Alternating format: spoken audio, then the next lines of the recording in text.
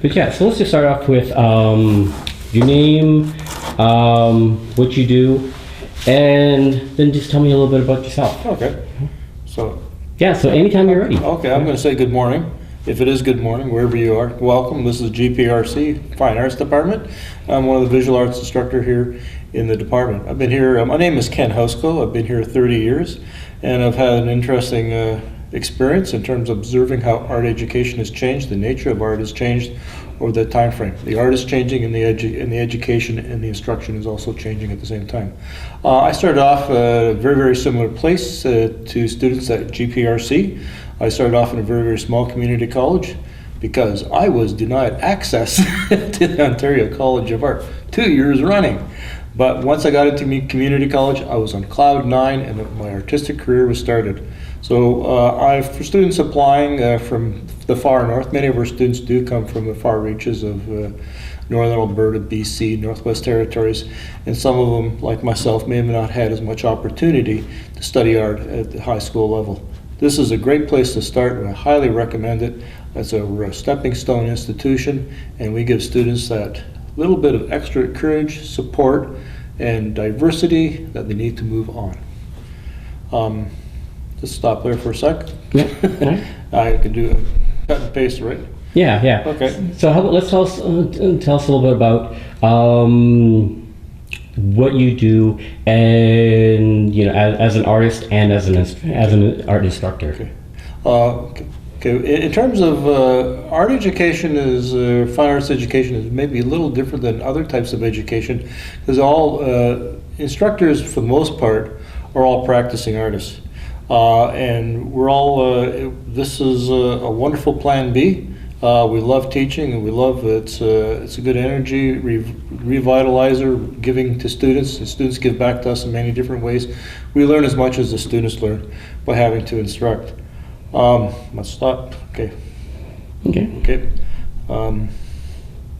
Okay. What was your question again, Phil? Right. Sure. So you got a pen there? Yep.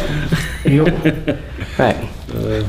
So, who you are as an artist? Okay. And who I am as an instructor. Yeah. Okay. So that relationship between artist and instructor are very, very closely interwoven. We have same different instructors will teach the same course, but they're taught differently. We cover the content in a similar. We cover the content, but we'll cover them in vastly different ways. And this is one of the most interesting things about art education, fine arts education, is you should try and get as many different instructors as you can, because there's diversity in many different directions. There's no one right way or wrong way to make art. There usually is a better way and a stronger way to have a visual communication, transfer what you want to convey to a viewer. So as an artist, personally, I'm a mixed media type of individual. By my first year in college, I realized I enjoyed diversity, collage, mixed media. I love color. I also make a lot of things out of wood. Wood shop was my favorite high school subject, and here I am. I've worked as a carpenter, short order cook, and as an artist, and I'm as an art instructor. So mixed media, and we're working with what is a common denominator. I bring many different media into it, and it all seems to fit together. It's like a big puzzle in many ways. And in terms of teaching art, I would say that's maybe a similar bit of a parallel. There are concepts that students should have in terms of how to create a strong visual image, in terms of unity, contrast, focus, counterbalance, how eye movement works, how unity works within the object, as well as just what the object is about as a conveyance of an idea. So, okay. Cool. That was excellent. So I'll talk a little bit more about. Okay, in terms of my own art education, as I mentioned, I wasn't accepted into Ontario College of Art. It's because we had to do an entrance test. I had very limited art background, but I always made stuff. I did drawings, paintings, built stuff in my grandfather's boathouse. I was a builder. I like to make stuff.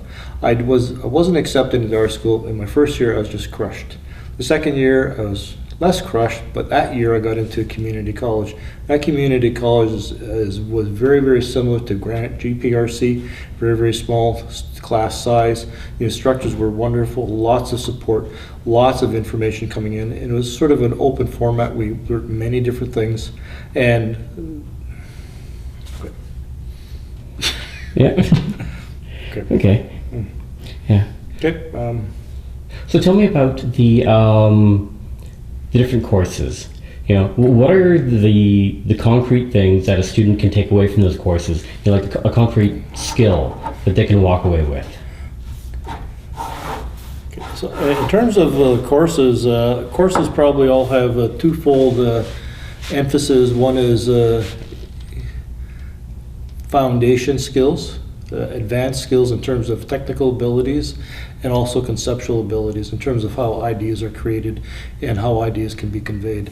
In terms of the foundation skills, students could take away fundamental drawing skills, life drawing, portrait, landscape, understanding how composition, design works, how to create or build an image, as opposed to just, I like it is a little bit of a truth in art, but there's a lot more behind I like. You have to know why you like something, how to manipulate something, how to arrange something to have a stronger visual communication. It's just not putting things down on paper because you like it.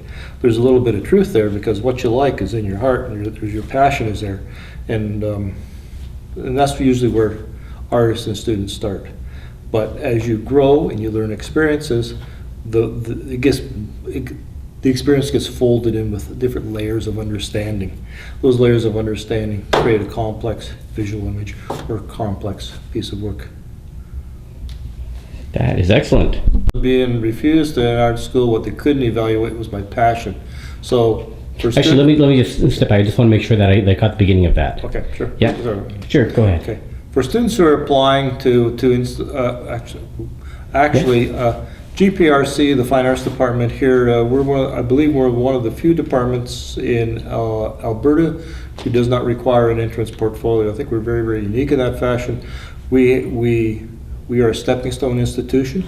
Students are prepared to move on. A lot of our students now transfer to the Alberta College of Art and Design, Emily Carr School of Art and Design, Nova Scotia College of Art and Design in Halifax, and they also transfer to the University of Lethbridge, U of L a little bit, and the U of A.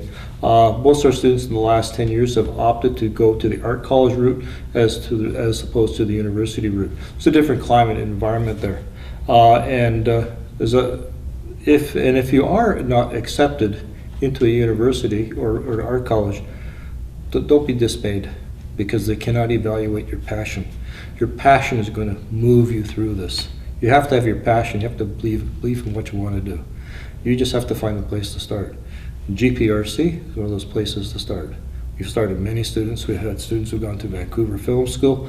We actually have one student now who's working for Pixar, students who've started their own graphic design businesses, students who are painters. And actually we just had one student this last year, Larissa Tiggers, who was in the Alberta Biennial. And she left us 3 years ago and finished off her BFA at the Alberta College of Art and Design. So we get our students started in a good fashion.